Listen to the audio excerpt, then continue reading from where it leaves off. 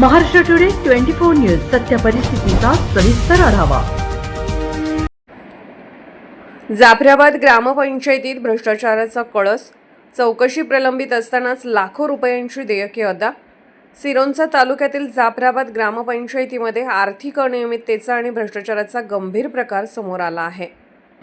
ग्रामपंचायतीच्या कारभारावर आधीच गंभीर तक्रारी असताना आणि जिल्हा परिषद स्तरावर चौकशी सुरू असताना प्रशासनाने नियमांना बगल देऊन लाखो रुपयांची नवी देयके काढल्याने नागरिकांमध्ये तीव्र संताप व्यक्त होत आहे।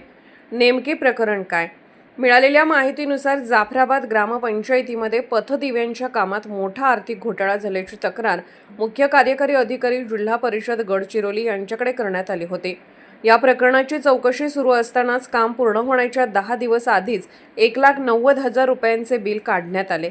या धक्कादायक प्रकाराबाबत गटविकास अधिकारी BDO यांच्याकडे तक्रार करण्यात आली होती, मात्र प्रशासनाला कोणत्याही प्रकारची भीती नसल्याचे चित्र दिसत आहे।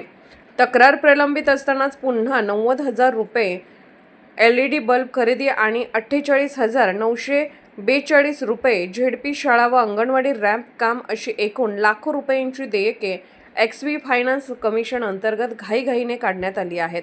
विशेष म्हणजे ज्या कामाची देयके काढली गेली त्यातील तांत्रिक मूल्यांकन आणि गुणवत्तेवर ग्रामस्थांनी प्रश्नचिन्ह उपस्थित केला आहे।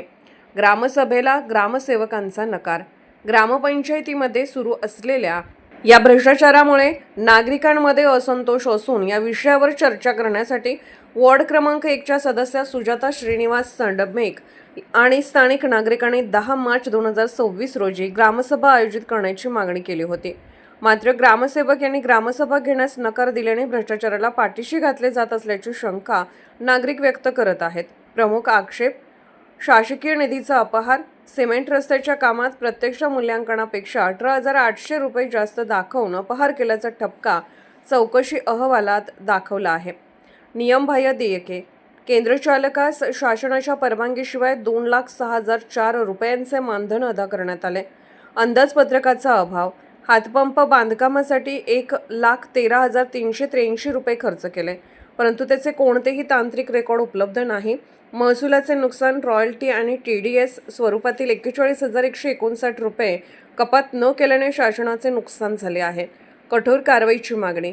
या प्रकरणी महाराष्ट्र ग्रामपंचायत अधिनियम कलम 39(1) नुसार दोषी सरपंच आणि संबंधित अधिकाऱ्यांचे पद रद्द करून त्यांच्याकडून अपहारित रकमेची वसुली करावी अशी मागणी पत्रकार आणि तक्रारदार आनंद बापू आशा यांनी प्रशासनाकडे केली आहे। आता जिल्हा प्रशासन या उघड भ्रष्टाचारावर काय कारवाई करते याकडे संपूर्ण तालुक्याचे लक्ष लागले आहे।